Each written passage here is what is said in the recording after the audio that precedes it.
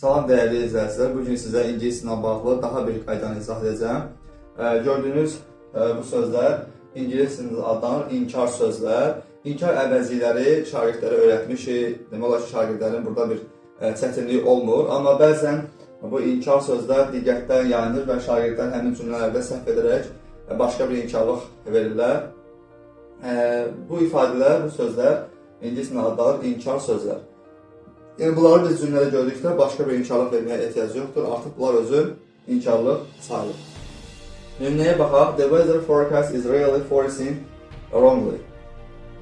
Is it? Yəni, burada niyə is it yazmadı? Bildiyiniz kimi ayrıcı sual cümləsində vergülün əvvəlində inkarlıq varsa, vergüldən sonra təsdiq olmalıdır.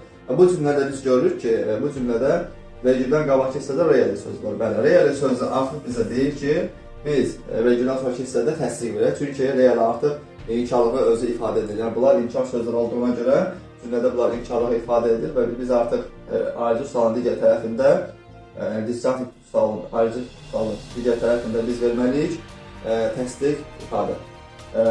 Burada da öz əksini tapmışdır. Eyni zamanda bura little və few də əvəz edə bilərik.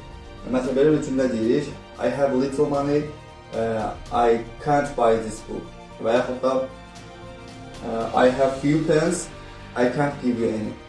Mənim az gəlimim var, mən sənə heç verə bilmərəm bunlardan birini. Yəni, belə, bunlar inkar sözlər adlanır. Sualınız olarsa, qeyd edə bilərsiniz, cavablandırmaq hazırlıq olar.